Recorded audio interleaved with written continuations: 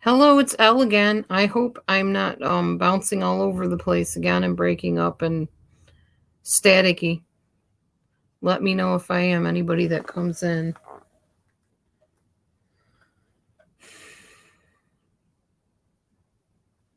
Thank you. You have 81%. Oh, wow. That charged fast. I know I'm about to use it. Okay. Anyways, I tried to do this on the YouTube channel and apparently it's not going to happen. So I was going to do this as an upload, but I thought I'll open up the room in case anybody wants to come in that actually watched the trial or is interested in anything I have to say about it. If you're not, that's fine. There's other channels. I'm sure you can find more to your liking. But tonight, that's what I'm going to be talking about. I want to talk about personality disorders. I am live, yes. Do I not look like I'm live? Yeah, I can see you. Can you hear me? Can you hear me? Test, test, test.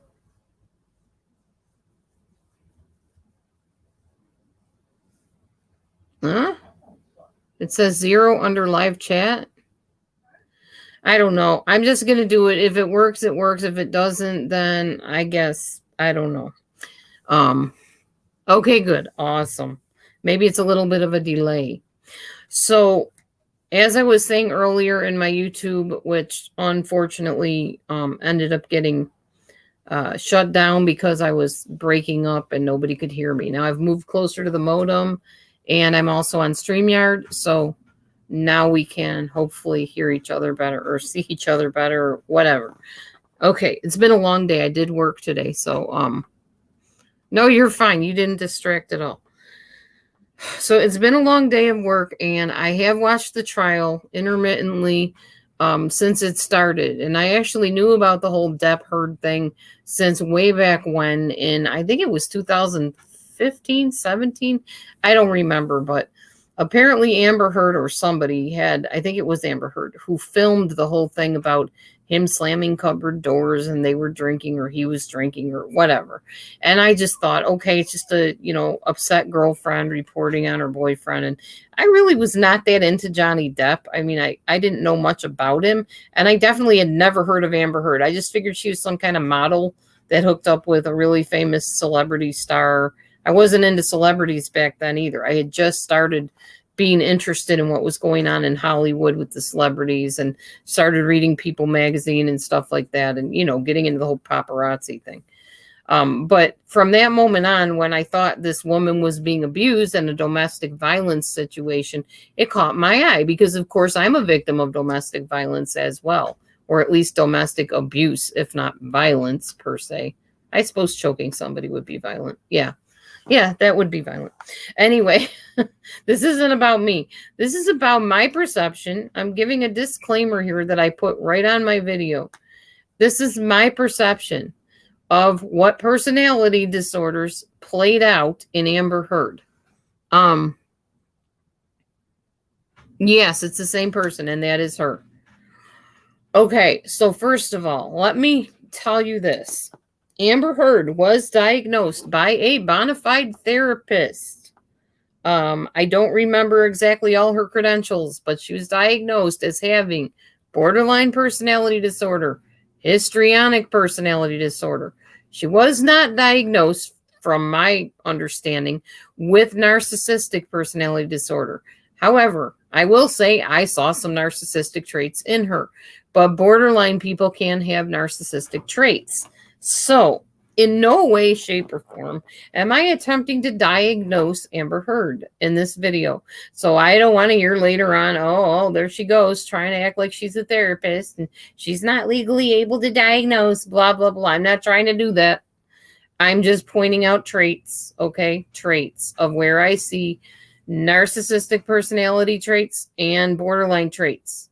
And I'm going to use the discussion of the parts of the trial and the closing arguments today to explain that. So hopefully this is something helpful to anybody or interesting at least. And if you want to interject and talk to me in between, that's fine. I will try to flip back and forth, but my notes are literally on my screen. So it's going to be kind of hard for me to go back and forth and notice every comment. So please bear with me. Okay, so first of all, let's talk about a few things. I want to characterize what NPD looks like, and I want to tell you where I saw this in Amber Heard. I'll go on to elaborating more about the specifics in the trial that jumped out at me a little bit later, and I'll talk as I go. You'll understand when I start. So, first trait of narcissistic personality disorder is grandiosity. I saw this trait in Amber Heard by the smug look on her face, the way she rolled her eyes when people were talking about things, her scoffing. And if you don't know what scoffing is, it's kind of like, like that, like, oh, you're just taking up my time type of attitude. Narcissists have an exaggerated sense of self-importance, meaning they're all that, diva queen, feeling superior to others and that they deserve special treatment. They often feel like they are royalty. They have fantasies of being super successful and amazing and powerful and glamorous and beauteous and, just everybody's desire, basically. Everybody wants them. And in fact, I had a borderline, she was a borderline too. Borderline narcissist actually tell me, look at those guys over there. Watch how they look at me. Do you see that? And I'm like, they're not even staring your direction. What are you talking about? Oh, yes, they are. They all undress me with their eyes. That's what she used to say. That's not Amber. That's somebody else I'm talking about, the narcissist in my life. But that's one of the types of statements you might hear from a narcissist.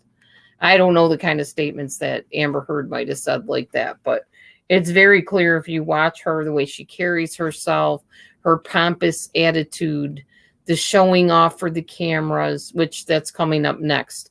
Another trait of narcissism. There's 9 of them. Excessive need for admiration, posing for the camera, showing off, constantly taking pictures of herself, selfies, posing for every camera she sees, and has to be the center of attention. I don't know if she monopolizes conversations, but that is another trait of NPD. She often would feel like slighted if she's ignored. If she has NPD traits, she would feel like everybody has to have their eyes on her, or something just doesn't feel right. She has to be the center of attention. That can also be histrionic, though. And she was diagnosed with that. So maybe that's where they saw the histrionic personality. I'm not sure. I'm not her therapist. The third thing, or third trait of NPD, narcissistic personality, superficial and exploitative relationships. So that means they will use you for what they want, basically use you and throw you away when you don't meet their needs anymore. When the little object, the little puppet, starts thinking for itself and not needing the puppet master, then they don't like that very much. You could kind of see this in Amber Heard, the way she was calling Johnny Depp names, demeaning him, belittling him, blaming him for things she was actually doing, those kind of things. These types of relationships are very surfacey, and they're based on what you can do for the narcissist, not for who you are, but how you can serve them and meet their needs and their wants. People are only valued as much as they serve the wants and the needs of the narcissist.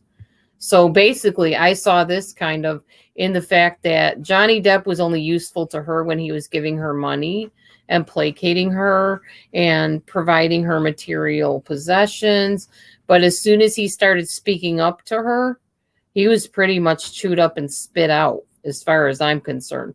And then his whole reputation was about destroyed by her claiming that she was sexually abused and physically abused, and that he was this abuser, which was never substantiated, which is what the whole trial was about, which we'll get into later. Anyway, the fourth trait of narcissism is not having empathy. And I definitely saw this in Amber Heard. However, sometimes I think that can be a crossover of other things. I'm not sure exactly what. It may be like a psychopathy or something. Just that kind of disdainfulness towards people that are suffering. Just feeling like, well, suck it up and deal with it. Like she called him, she said something about, you're not being a man, or get up and be a man or grow up and be a man when he was hurting and when he was having problems. His mom had died, I think, and she just was very cold and uncaring towards him. A narcissist is very limited in their ability to care, like truly care for people. And they don't get emotions. They see people that are emotional as weak and wimpy and, just buck it up. It's not that big of a deal. You're making a bigger deal of it than it is. That sort of attitude. Number 5 trait of narcissistic personality disorder, identity problems. In a narcissist, they are very superficial, fake, phony people, but they're also very fragile. So it's kind of like on the outside, they seem so strong and in control and in charge. But if you get up close and personal to somebody with NPD, you see that they are a basket case. And sometimes they let you see a little bit of that. But be careful, because if they let their mask down, then they feel super vulnerable. And if you do one thing to set them off, they will attack you in some way, shape, or form.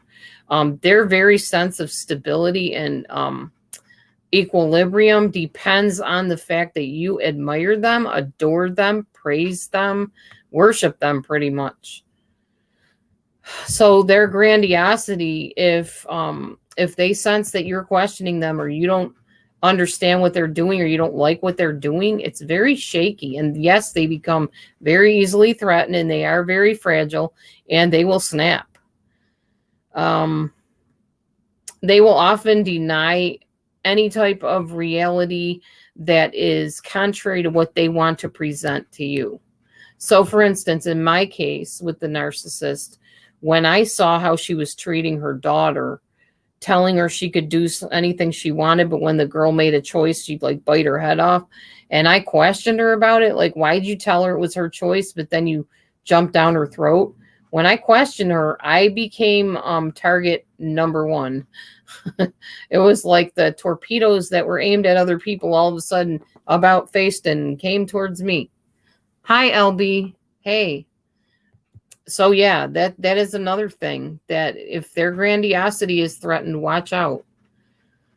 Okay, number 6, they have a hard time healthfully attaching to people, and they can become dependent, but then resent the person that they are dependent on. So it's kind of like what we see them as, what we think of them, is what they think is true about themselves to an extent, but they don't want that to be any less than this high ideal they have for themselves. So you better be reflecting back perfection to them, because that's what they believe they are. That's what they try to portray themselves as. And they very much are outward focused. They rely on the mirror of the environment around them to determine if they're good people. And if they feel like you're reflecting back that there's something wrong, yeah, that's not good, because they become very upset quickly if they think that they're anything less than perfect to everybody else. They do not like intimate relationships, very much so. They will be sexual if it's a means of controlling.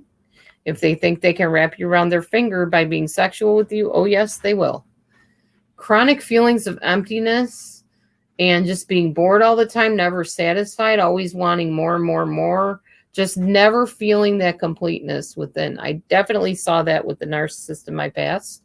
I think you could tell in the trial that Amber Heard was definitely bored. Now, all these are narcissistic traits, so I'm really not covering this regarding Amber Heard. She was not diagnosed narcissistic, so I'm not going to try to go there. I'm pointing out a couple traits of narcissism because I did see them in her, but that can also cross over into borderline. There's almost a fine line between borderlines and narcissists, except the difference, in my opinion, and pretty much the DSM from what I know of it, is that narcissists they have a bad motive. Like, they want to punish you. They are out to get you. They don't care about your feelings. They only care about getting praise and adoration or looking like the bad guy, if that's what they have to do to get that attention that they want and they crave, that narcissistic supply. Hold on, somebody's calling me. Who's calling me now? And why is it not showing up? No, Amber, I can't talk to you right now. Anyway, so where was I? Yeah, so they have to. Oh, hold on, she's gonna keep on trying to call me. No, Amber, no, I'm live. Hang on.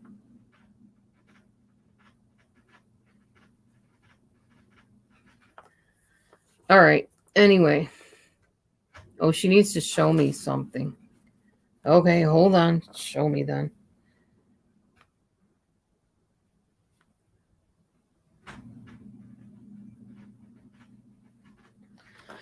All right. Well, she's showing me whatever it is she's going to show me. I'll continue on.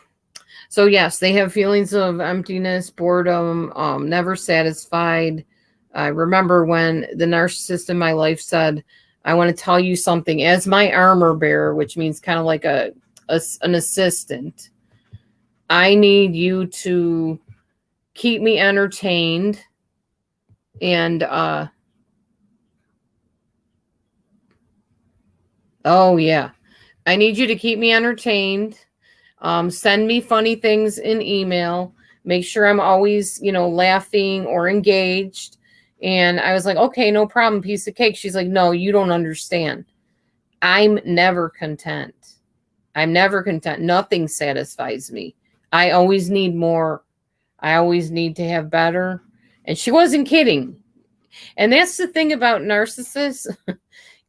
When they tell you something, it seems like the most outlandish thing you can even imagine. Like, how could somebody be that chronically empty and feel such a void in their life that once they get something they really want, it doesn't satisfy them? They want more, always want more.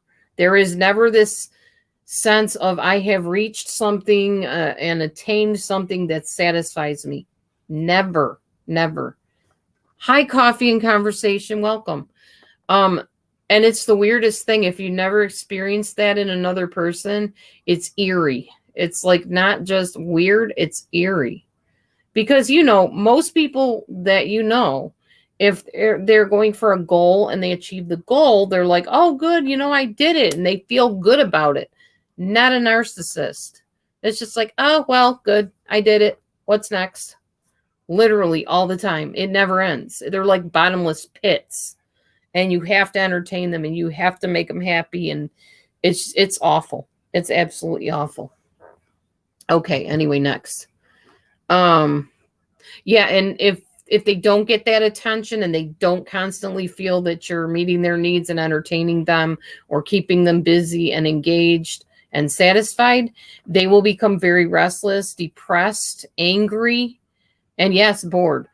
Okay, number 8. We got 2 more for narcissism. Then we're going to get into borderline, and then we're going to talk about how I saw the BPD traits in Amber Heard during this trial and the closing arguments.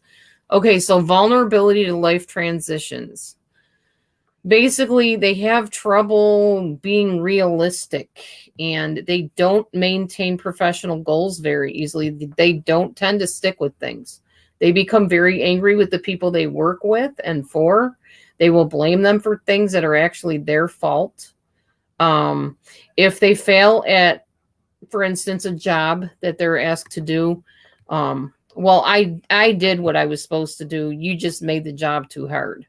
It's always somebody else's fault, never theirs. They don't take responsibility. I always say they're allergic to responsibility. And the narcissist in my life definitely was. She could not take responsibility for nothing. It was always everybody else's fault. Always. If we were late for something, it was everyone else's fault, not because she was standing in front of the mirror admiring herself and doing her makeup. It was, my son was busy doing his whatever, and that's why we were late. Or you were just fiddling around and didn't, get in the car on time. You made us all late. It was never her. They're not very good at compromising. Everything is about what they want when they want it. And anybody else that has any plans, forget it. The narcissist plans are all that matters. Doesn't matter what you want, what you need. Too bad. They say that young adults may have a failure to launch. If you've ever seen the movie Failure to Launch, it's like people that never really grow up and mature. That's pretty much what they're talking about. And yeah, they don't. Narcissism is like a delayed maturity. They're like about 7 years old in their maturity. They have temper tantrums when they don't get their way. They always want to be the center of attention, but not negative attention unless it gets them something. Okay, so they also say that some people with narcissism can be at a greater risk of suicide. This is narcissism I'm talking about. And they did not diagnose Amber Heard with narcissism. The therapist did diagnose her with BPD, borderline personality disorder, and histrionic personality disorder. And the histrionic, I don't know. I see some of it in the sense of she was very, posing for the camera and her faces and stuff like that. Yes, I could see some histrionic in her, but I definitely saw a lot of narcissistic smugness and pompousness, that sort of thing. I'm hoping you have sound. Apparently, I have sound over here because people are hearing me. So I don't know, Marley. I guess put the closed captions on later or something. I'm not sure how to fix that. Okay. Anyway, y'all can talk to her about that because I'm not sure. Oh, hey, Marley. Welcome back then. You can hear me now. Awesome. Thought it was a computer glitch or something. Okay, so the 9 symptoms of BPD, and as I go through these, I'm going to talk to you about where I saw these in Amber Heard gradually. So, fear of abandonment. That is the biggest thing in people with borderline personality disorders. When I was diagnosed borderline not otherwise specified, oh, I see what she wanted to show me, her beautiful dress. Ooh, how pretty. Here we go. Take a look at this, y'all. My daughter's dress for the wedding. That's Amber. Look at that dress. That is really pretty. You can't really see it on here, but it's a pretty dress. That is beautiful. Hang on, I got to tell her that is gorgeous.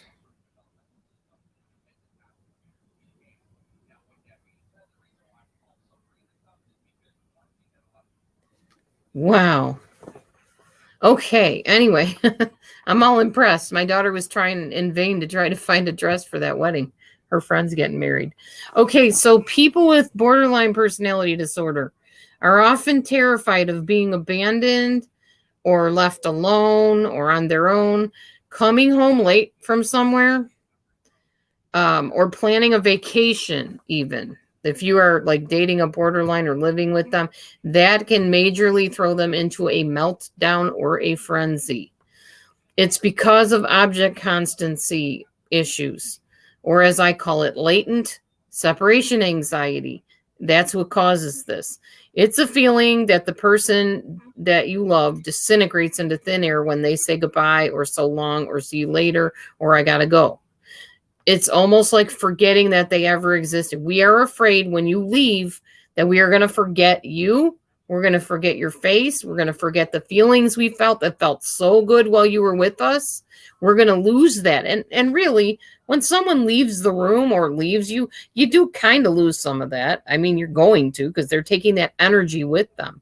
But to a borderline, that is absolutely terrifying, petrifying. And we want to hold on to that. So a lot of times borderlines will want to take your picture. The reason we do that is because we can remember you and we can feel those feelings a little bit again. It's very hard for people with borderline to keep holding on to that feeling. They forget. We forget. I still think I may have that because, yes, when somebody disappears, it's like you don't exist. It's kind of like turning a page in a book. That page is gone. You're on to a new thing. I literally compartmentalize people like that. So I probably do still have that kind of problem at times. I don't tend to cling to people like I used to because I feel more secure in myself. And I have my husband and I have God and, that kind of thing. But people that are untreated borderlines, and I'm treated, by the way, and I only had borderline not otherwise specified because of the abandonment issues. All these other things in borderline I did not do, and we'll talk about that later. Anyway, If a borderline senses that you're going on vacation or you're going in the other room or whatever, and they have borderline and it's not treated, they literally will cling to you. And I mean, even physically, they will hold on to you. They'll bargain with you. They will plead with you. They'll threaten you that they're going to hurt themselves or they're going to hurt the animals around you or they're going to throw something, whatever. They'll even start a fight just to keep the person from leaving. Amber Heard did this to Johnny Depp. Every time things would escalate and they would start they would start getting ready to fight. And Johnny didn't want to fight her. He didn't want to lose his temper. He didn't want to be put in a place where he was vulnerable. She kept following him and engaging him in fights. And she encouraged him to fight her. She wanted him to fight her. And it was just because she wanted to hold on to him. She did not want him to leave the room. He would go in the bathroom to escape their spats. She didn't like it. She would sometimes call him names and basically say, you're like acting like a baby, Johnny. Why are you being such a baby? You're just escaping. You need to hit it head on. You need to face this and fight with me and, whatever. And he didn't want to. Sometimes a borderline person will stand in the doorway and physically block it. I'm going to tell you a little situation. So back when I had my, oh, well, that's good, Marley. Back when I was married to my second husband, now my ex-husband, he had borderline tendencies. He was diagnosed borderline. He also had a learning disability, which made it even worse. But at one point, things got really bad between us. And my daughters told me, if things get to the point where you can't handle it anymore, Mom, just call us up and we'll come get you. So I had warned him. I said, if this keeps up, you keep acting like this, you keep getting drunk and coming home and being nasty and whatever, I'm leaving. I'm not going to put up with it. I'm not going to tolerate you acting like this towards me. So the day came and he pushed me. I'm pretty sure he was smoking some kind of drugs or doing drugs, and he was doing it in the shed, in our garage shed. And Amber went out and found him out there and confronted him, and he lied. And then I went out and confronted him, and he's like, no, I flushed it down the toilet. I said, no, you didn't. It's in your hand behind your back. Why are you doing this? You think I'm stupid? I got nothing behind my back, honey. You got to believe me. I said, I told you that was it. The next time you did this, I was out. I called my daughters. They drove all the way out, almost an hour and a half, I think, and came and got me. Now, as they were coming, I was in the back bedroom, which was our bedroom, and I was packing up stuff to leave. And what I heard was, no, honey, you don't have to go. Everything will be okay. I'm sorry. I won't do it again. I said, no, I told you next time I was done. He's like, no, you got to stay. You got to stay. And I'm like, I'm not.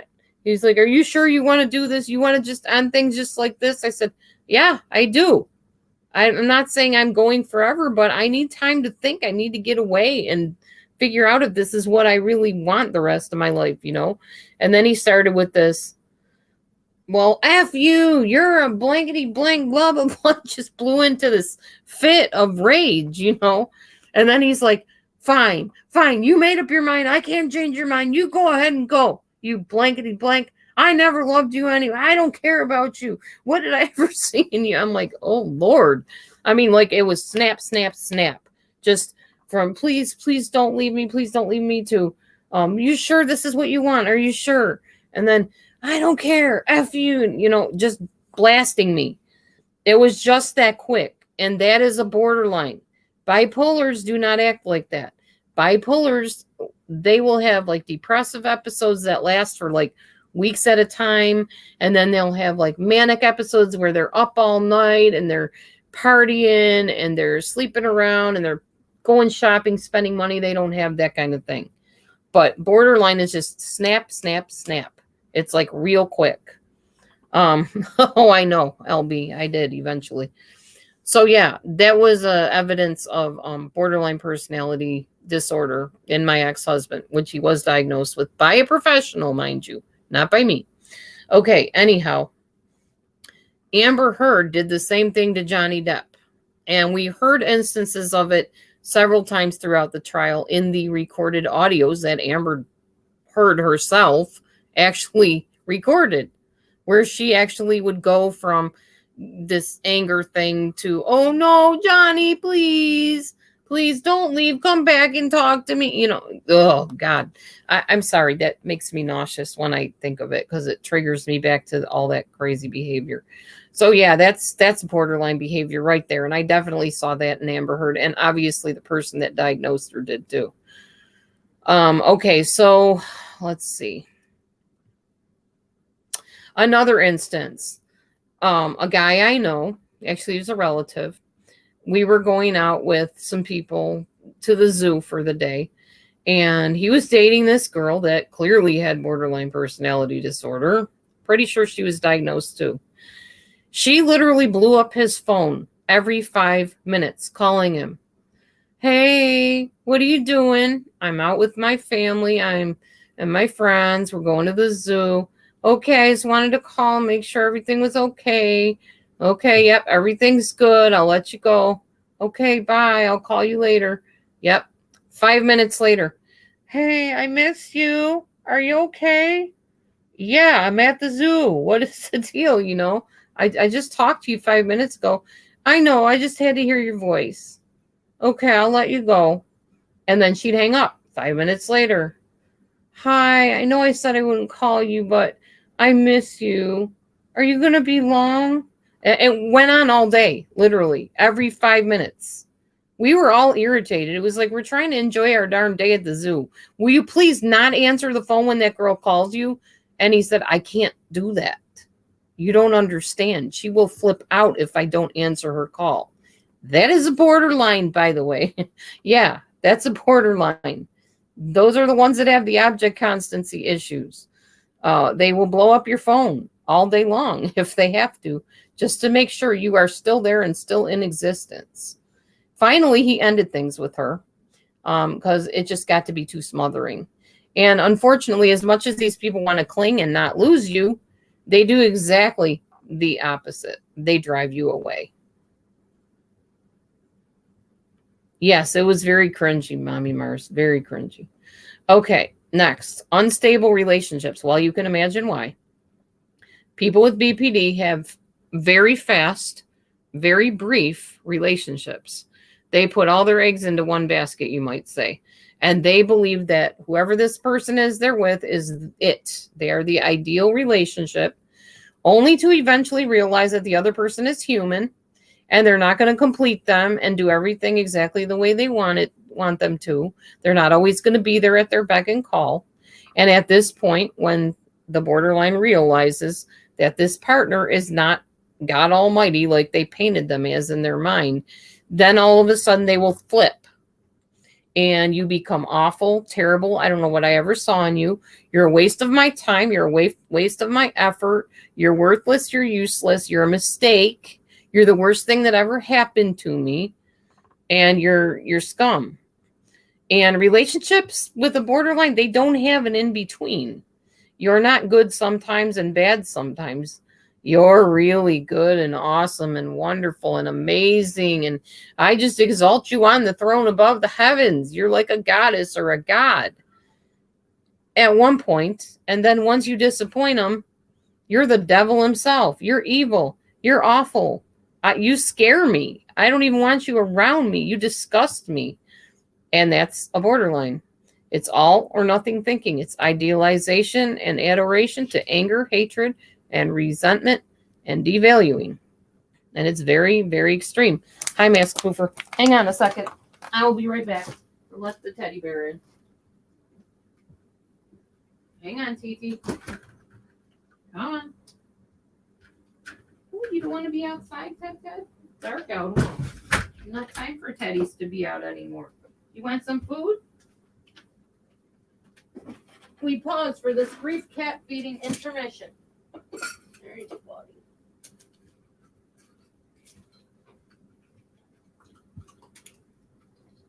All right. Kitty's had to eat.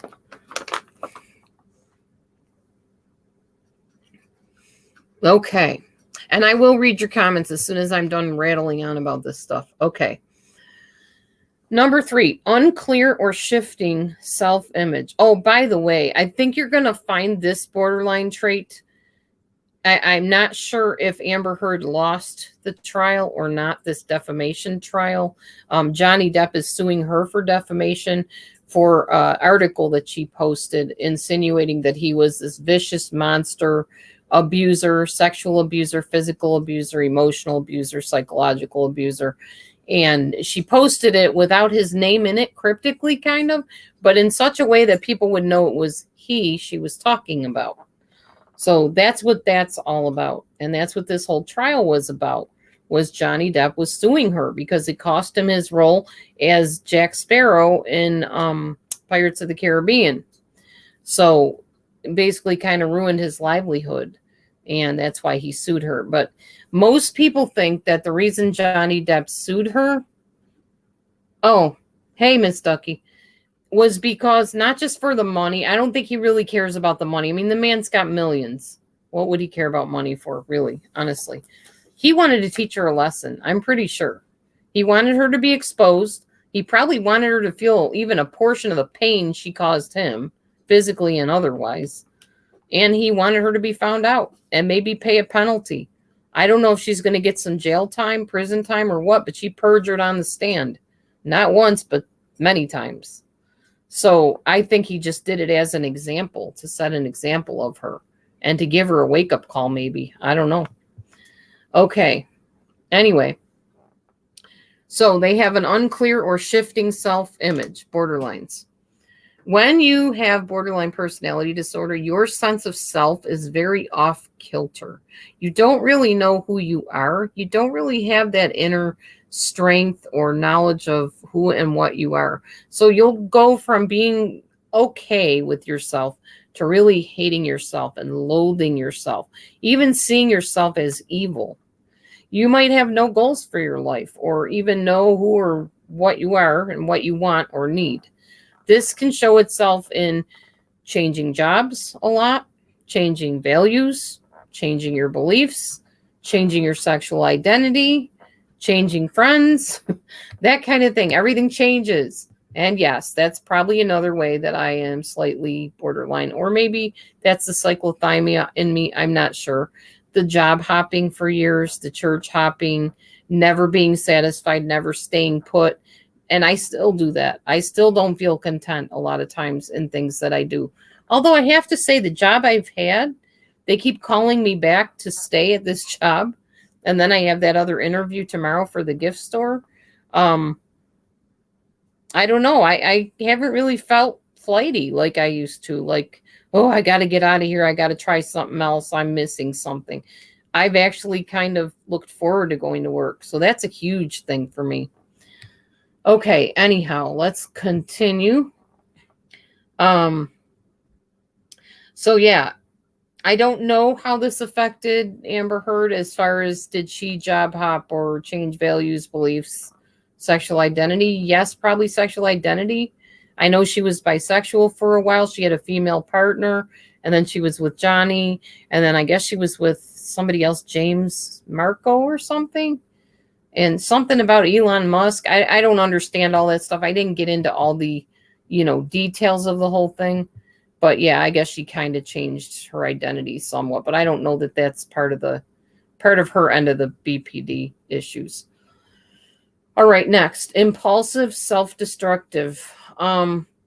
Spending money they shouldn't. We talked about that a little bit already. Like spending your bill money to go out gambling or buy gambling cards, like bingo cards or something like that, or lotto. Buying excessive material things, clothing, and high cost things for the house or whatever when you can't afford it, really. Binging, eating too much food, purging, sometimes anorexia. One of the borderlines in my life in the past was anorexic. Definitely very anorexic. Like you could take her arm and it was like only a couple fingers, maybe 3 fingers like this, her arm. And yeah, she was bony and very anorexic and very controlling. Impulsiveness is a very big problem with borderline personality disorder. It's just acting on whatever you think you should be doing and doing it, not thinking of who it's going to hurt, not thinking if it's going to harm you or bring dishonor to you or somebody around you. They don't care. They don't know. I mean, they care after the fact. And that's the key with borderlines. They care after they do something and it blows up in their face.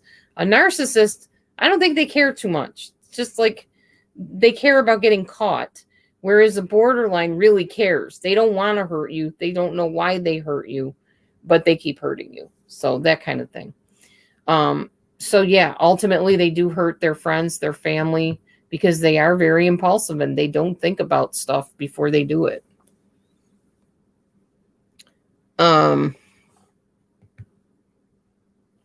Self-harm. They are cutters. They will burn themselves. I think a lot of times, like extreme tattoo type stuff, those people often have borderline personality disorder. Not all of them, but I think a lot of them do. Suicidal plans. It's very common. We talked about narcissistic personality first and how those people tend to have suicidal ideations and they're higher risk of suicide because they're so unhappy. Same with the borderlines. They're very suicidal. They will threaten suicide and sometimes carry it out. So attempts are often part of it. I don't know. I think I heard something about Amber Heard mentioning that she was suicidal at one point. It's hard to know because most of what she said on that stand seemed to be lies. So it's hard to know which part was true and which part wasn't. But I remember hearing that in passing through the channels that she had said something about she was going to harm herself and do away with herself.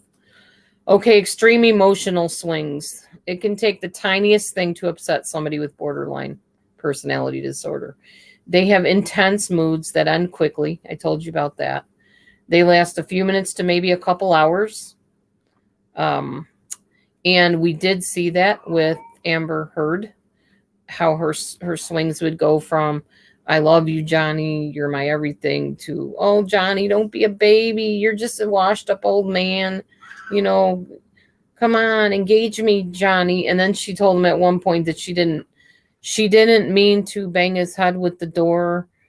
She only meant to smack him. And it got really bad. The whole thing, we're going to talk more on the specifics eventually here. Okay. Chronic feelings of emptiness. I might not be covering all 9 of these. I'm not sure. But they feel very empty and they use drugs, food, sex, illicit relationships to fill that emptiness, to fill the hole inside of them.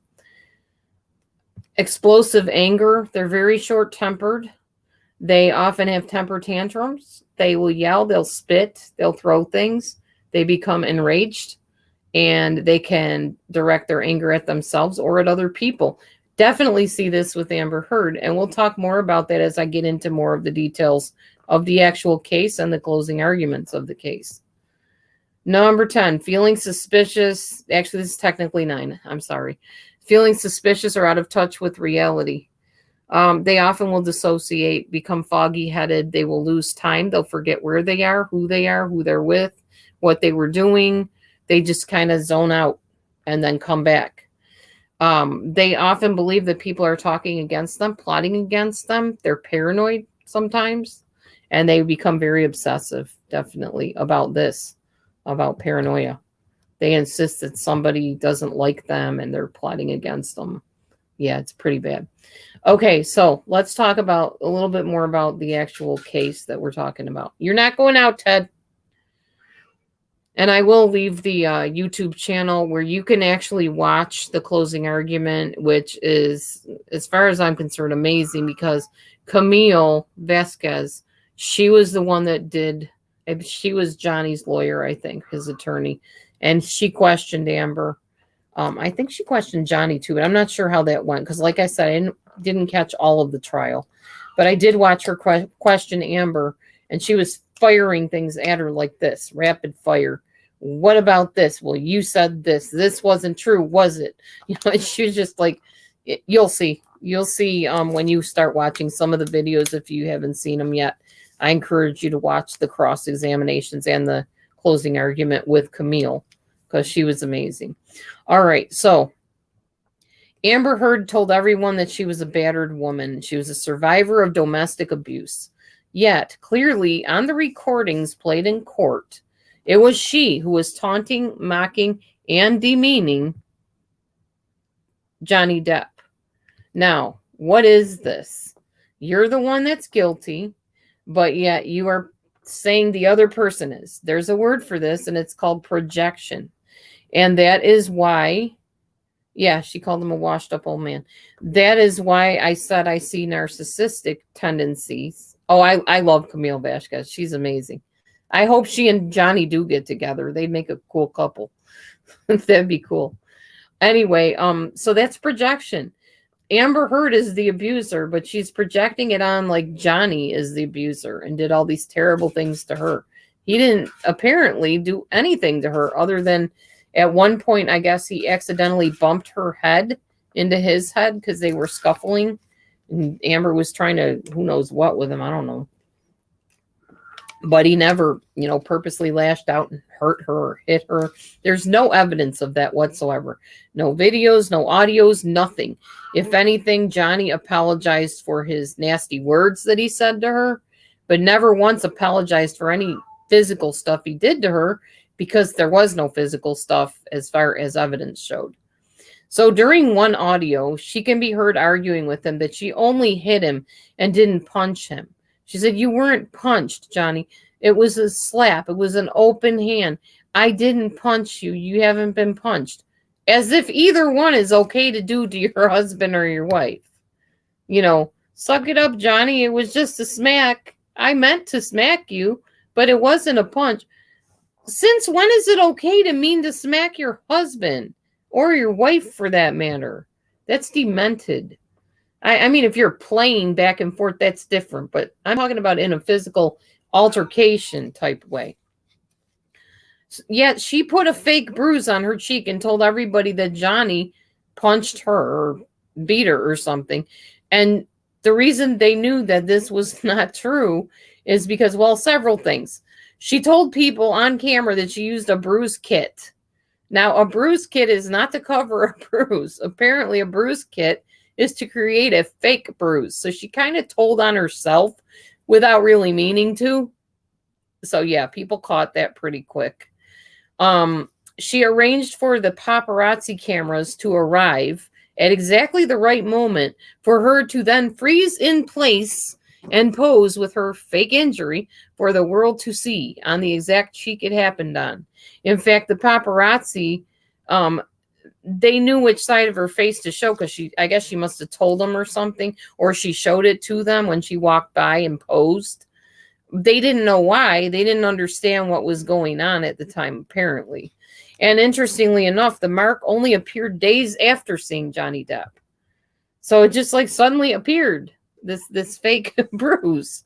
And she swears he punched her and beat her and whatever. One of many lies of Amber Heard. In fact, Amber Heard appeared in a different photo, laughing with her best friend, fresh-faced and no bruising whatsoever. See, when you're going to say that you got beat up, generally it doesn't just poof, go away like that. And most people know that. So if you're going to say, oh, my husband beat me, and the next day run around with your friend laughing with no bruise on you whatsoever, looking amazing, we're going to know. We're just going to know. So lies are part of borderline at times, yes. Lies are part of just creepy people that don't tell the truth, too. Heard accused Depp of extreme, cruel sexual abuses that Amber Heard could not prove ever happened. She had no proof of any doctor records showing injuries genitally or otherwise. In fact, she didn't go to a doctor for help after she said that he assaulted her with a whiskey bottle. Now, who does that? If you're cut up inside of your female parts, and yes, I will childproof this room, you're going to go and get help. She never did. She never asked for any type of medical exam or anything to prove that this was done.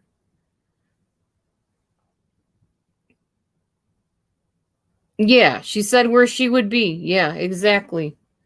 Thank you, Ducky. Fill in wherever I don't know what I'm talking about, okay? I'm not perfect at this sort of thing. Okay. So yeah, no proof of any doctor visits regarding abuses. During the trial, people listening to the audios of Depp and Heard clearly heard Amber poking at an already intoxicated, sick Johnny. Hold on a second, I lost my place here. Um There we go. We could hear her fear of abandonment, her anger, her lashing out at him. We also heard from witnesses that Amber could be charming and sweet at times, but we also heard from other people that she could explode suddenly, spitting at, hitting, and insulting others. She would even abuse her own sister at times, physically and emotionally. Now, this was interesting to me because I did catch this part of the trial. They asked, I don't know if it was Johnny or her. I think it was her. They asked her something about, or somebody they asked if she had ever gotten in a physical altercation. I think it was Johnny they asked. Had she ever been in a physical altercation with her sister? And he said, no, not physical. And then he said he had to leave and let them sit in the car because they were physically fighting. So I don't know if the jury caught that. I think they may be giving leeway to Johnny because I don't think he is quite in his right mind during this trial. He seems kind of out of it at times on certain days. So, yeah, I know. I know, Miss Ducky. That's what I'm saying. So I'm not sure what that was about. I just noticed that myself, though. But yeah, she did physically abuse her own sister. Definitely. Okay, let's see. Evidence was shown also that when Johnny tried to put space between him and her during arguments, Amber Heard would follow him and keep trying to engage him, even putting him down as not being a man for not participating in the fight. She'd even smack him to egg him on and get him to fight with her. And she even put a cigarette out on his face. Now, yeah. I know, Jeff, right? My dog stepped on a bee. That's like the going meme right now. Okay. She got upset that she wasn't put into his will after only being married to him for a month. That's called entitlement, people. Entitlement. Oh, well, we've been married for a month, so I should be in your will. Well, as far as I know, Johnny isn't dying anytime soon that I know of. Unless he stayed with her, it probably would have been the death of him. But after only a month, she wanted to be in his will and got very upset when he would not put her in his will after a month of being married. Ugh. At one point, Depp asked Amber Heard for a post-nuptial agreement, which she got angry about. At one point, she threw a vodka bottle at him, which ended up slicing off the top of his finger. She lied about that and said that he was swinging a bottle around and slammed it down, apparently, on his finger. And then she said on the stand that it was a phone that slammed down on his hand and damaged his finger. So 2 different stories. And yes, people caught that very quickly, the change of story. First, it's a bottle that he's swinging around. Now it's a phone. She called him a fat you-know-what, an effing deadbeat dad, a washed-up effing C word, female C word, that people on here seem to like to use a lot. I will not repeat it or spell it. She gave him scratches, a cut nose, bruising from being punched in the face. None of Johnny's witnesses testified that Johnny ever laid an angry hand on his girlfriends, his friends, his family, or his ex-wife, Amber, ever. Yeah, she said he would die fat and alone. Yep. She claimed she was donating everything to charity at one point, all the money that she got like $7 million, I guess, in the divorce settlement. I'm not sure. She said she was donating everything to charity. She went on live TV and told the guy on a TV show that she wanted nothing. Yet she then admitted that she pledged the money to the ACLU and to some children's charity, I guess, or something. And then she never gave what she pledged. And when she was questioned by Camille, Johnny's attorney, I believe, She said, well, I did pledge it. And she said, I know, but you didn't donate it. Or no, yeah, you didn't donate it. In other words, she didn't give it. She pledged it. She said, well, I use the two terms interchangeably. That's what Amber Heard said, meaning pledge means donate. And Camille said, well, I don't. I don't use them interchangeably because they're not the same word. When you pledge something, that means you promise something.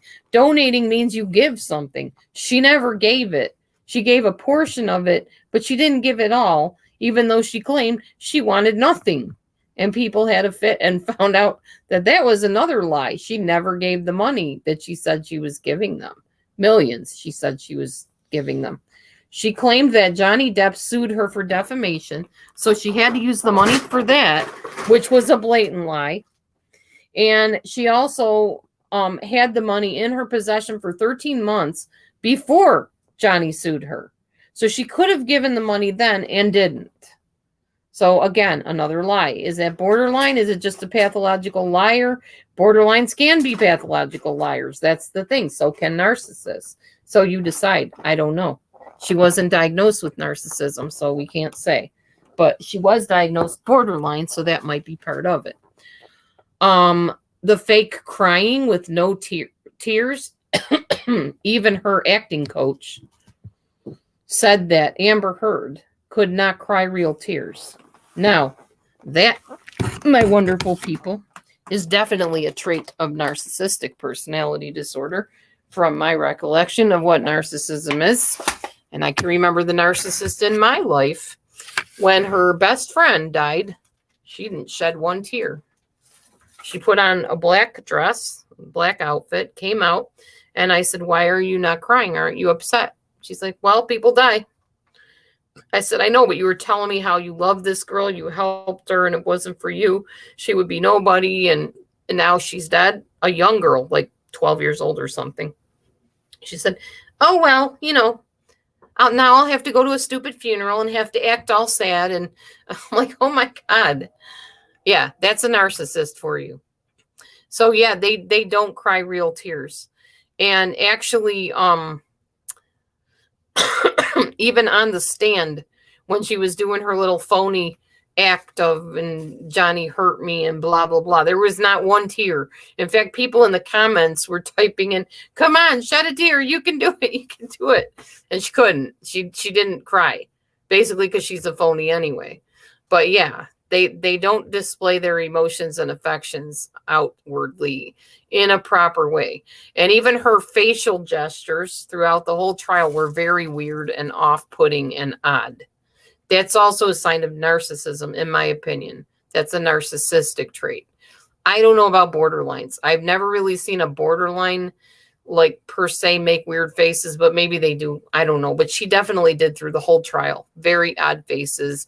Answered things very weird. Like, every time somebody would ask her something, she'd turn her head and answer like that. It was just strange. It made you uncomfortable. At least me, it did. So, as I said earlier, she took tons of pictures and audios and recordings, and none of them showed abuse at the hands of Johnny Depp. Only a video that she got of Johnny Depp banging cupboards and pans, but never harming her. Johnny texted Amber Heard apologizing to her for his words, but never any physical violence towards her. Originally, Amber Heard claimed that Johnny Depp immediately began hitting her, yet she, like in the beginning of their marriage and their relationship, yet she testified after that she lived a year of bliss the first year of their marriage.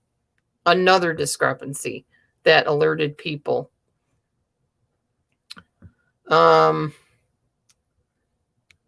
According to Amber Heard, Johnny Depp supposedly caused harm to her with his many rings on his fingers that he always wore, bruising her face.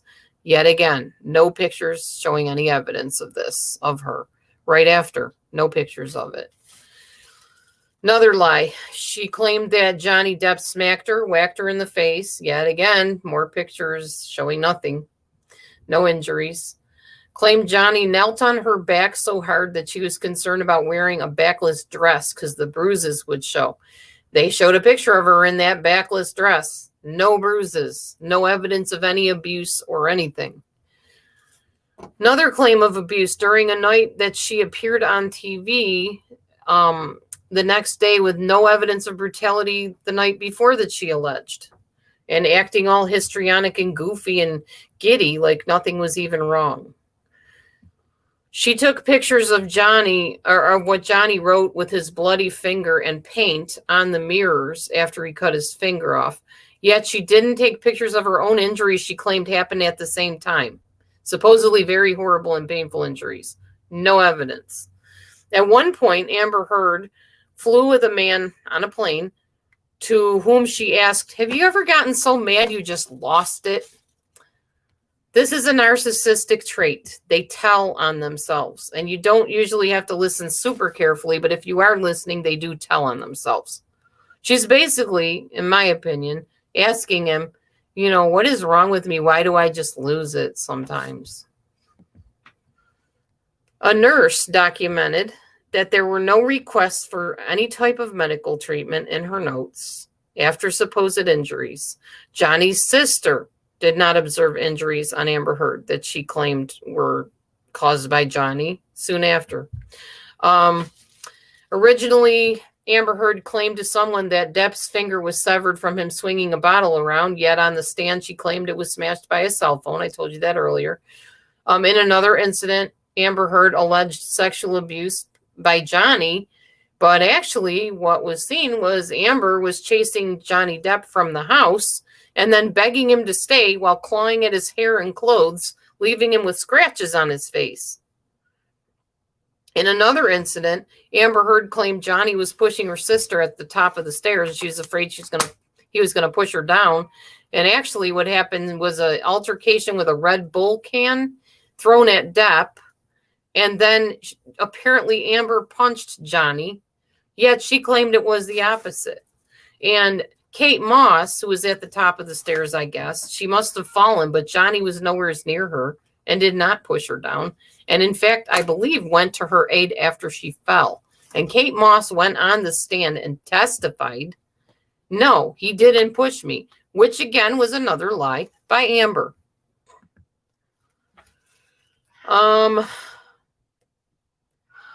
When Amber Heard was claiming that Johnny was punching her or whatever, doctors testified that Johnny Depp had a cast on his finger. There's no way he could have used his hand to do any of this stuff. Amber Heard also claimed that Johnny threw a phone at her face, bruising it. And these photos that she claimed she had bruises on her face from, they were stored on her computer in a photo editing app. And the photo, when examined by a photo expert, showed clear signs of being edited and manipulated. So honestly, if Amber was trying to prove a good case for herself, she did a really lousy job. She just lied her way through the whole thing and then sat there with the smuggest look on her face through the whole entire court trial. In fact, honestly, on the last day, which was today, all of the closing arguments and everything, I was watching Amber Heard's attorneys or whatever they were sitting next to her, and they looked like they had been gotten. Like, we don't have a leg to stand on. We're going to try to do well by you because you're our client, but girl, you done messed up, and we aren't even sure what to say to you at this point. That's the look they had on their faces. So, yeah. Or her sister looked very scared of her. Yes, Miss Ducky. Yeah, she admitted she slapped him. She's, I did mean to slap you with an open hand, but I didn't punch you. You weren't punched, Johnny. Johnny, you're such a baby. I'm like, oh my God. Yeah, she's a piece of work. Anyway, welcome to what being raised by narcissists can do to the child as an adult. That's all I can say about that. That's a hot mess right there. That really was. And yes, I did watch a lot of the trial because that is a case study in personality disorders on parade. That was nuts. Anyway, does anybody want to come up and chat? We can. We are on StreamYard now. I'm going to put my link in here, and then I'll put it on the YouTube thing if I can open it up. I did not open it yet.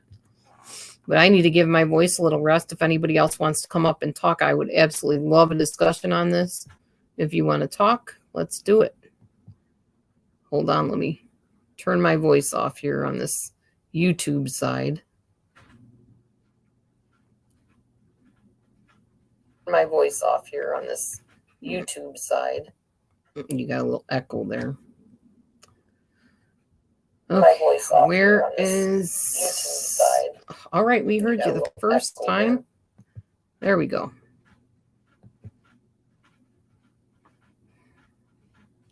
All right, so I'm going to post my link here. I hope somebody will come up and chat with me. Looks like I did post my link. I need to pin the link. That's what I need to do. Pin there. Okay.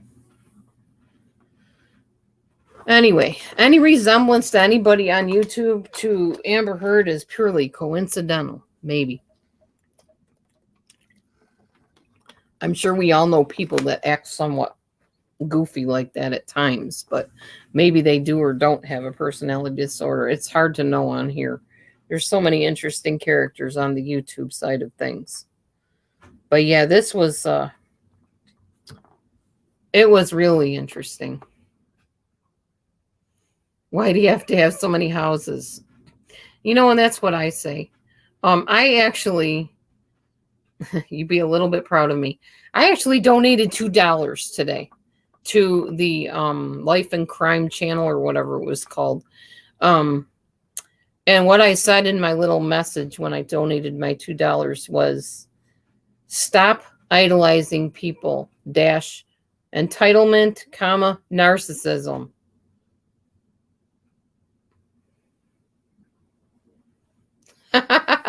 Right, exactly, Ducky.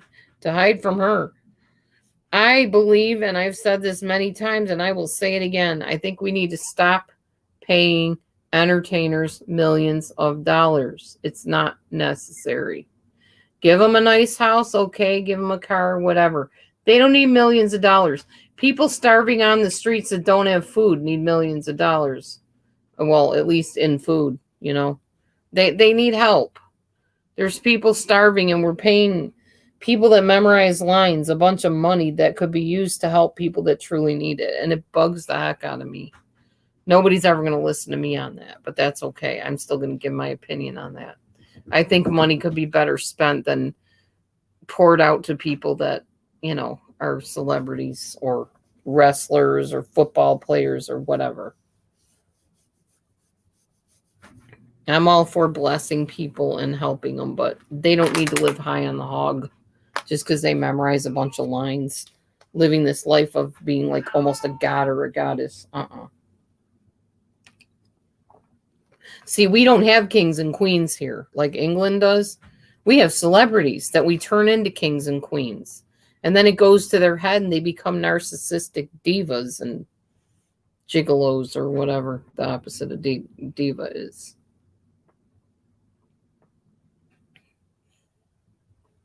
Yeah, I know, Ducky. I know. I mean, I don't feel Johnny Depp needs to be having millions of dollars or be worth $100 million either. I don't think any human being should. I think wealth should be divided up among people that really need it. And nobody should be put on that lofty pedestal like we do to people. That's where you're getting all this crazy stuff that goes on in the world of Hollywood and stuff. So, yeah.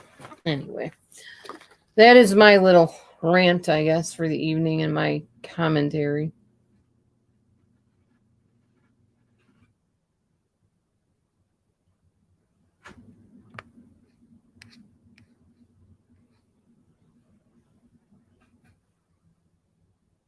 I'm going to read some of your comments now that I missed.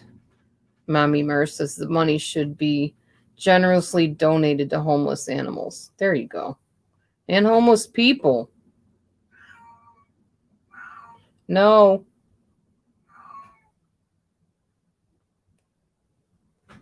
Uh-oh, what did I do here? Lost my comments.